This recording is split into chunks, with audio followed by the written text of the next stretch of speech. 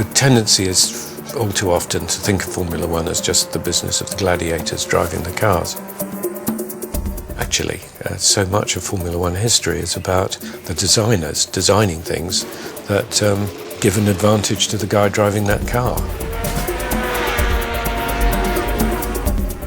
Innovation is essential to a driver. You want an unfair advantage all the time. You know that, for example, in Formula One, you know that the designers read the regulations once to see what they say, and then they read them again to see how they can get around them or take an advantage.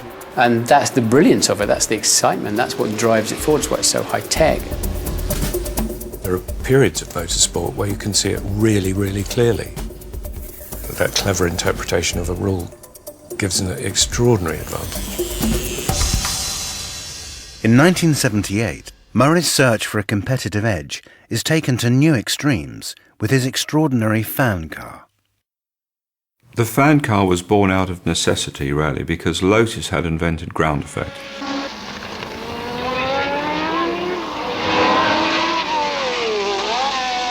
Colin Chapman's Lotus team have worked on their aerodynamics to achieve so-called ground effects, sucking the car to the track and thus allowing more grip and higher cornering speeds.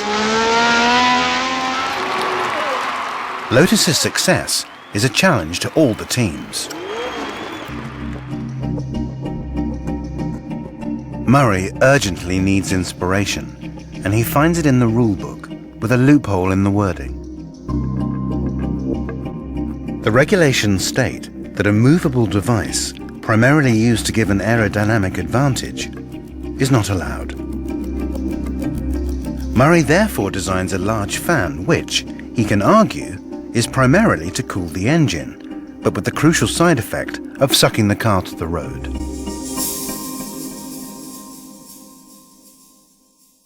And I did the sums, and I had to do them several times because I couldn't believe the downforce multiplied by the number of square inches under the car. You know, it was just an astronomical figure.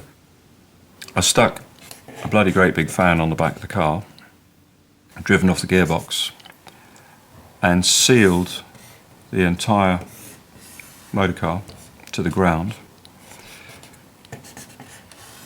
So you had this whole area under suction. The difficult bit, in 3 months we had to redesign the whole car and come up with a fan that would survive nearly 8,000 revs. That was 18 inches diameter without falling to pieces. And all the early ones exploded. The Swedish Grand Prix at Anderstorp, and Murray's secret weapon is unveiled for the first time.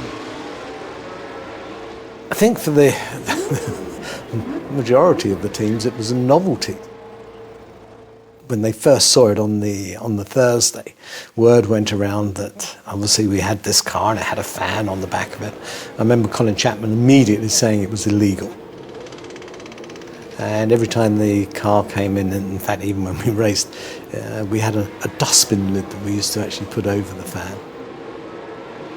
The fan car could get as much downforce standing still as it could going at 180 miles an hour, which meant you could get a 2G standing start and you could go around hairpin bends just as quick as you could around 150 mile an hour bends, so it had a massive advantage. Well, nobody took a lot of notice of it until it started.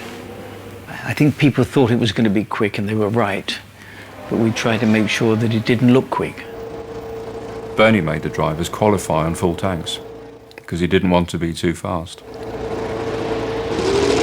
The other teams, led by Colin Chapman and Lotus, are outraged by Brabham's huge advantage, which they consider to be illegal.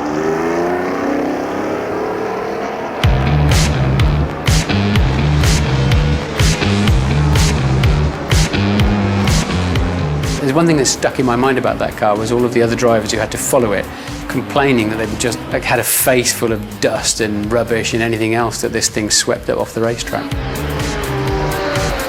Mario would come in and say, "Hell, man, that car, it's chucking rocks. It's like, I have to duck, it's going to kill." I know we were getting blasted tremendously. The obvious thing is, if something you think is working better, you try to use whatever excuse, to say it's not good.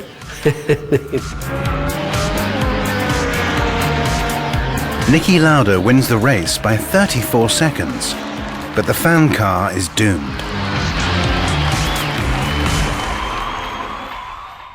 The other constructors, particularly Lotus and Tyrrell, lent on Bernie heavily to withdraw the car. We were within inside the regulations, for sure. But Colin said, if we don't mind, everyone would be doing this, and it's a little bit crazy, because there's maybe no limit in the end. Bernie came to see me and said, look, this is my position. We can run the car till the end of the year. We'll almost certainly win the championship. But I think the Constructors Association is more important. So I was very, very pissed off, I have to say, but I did withdraw the car.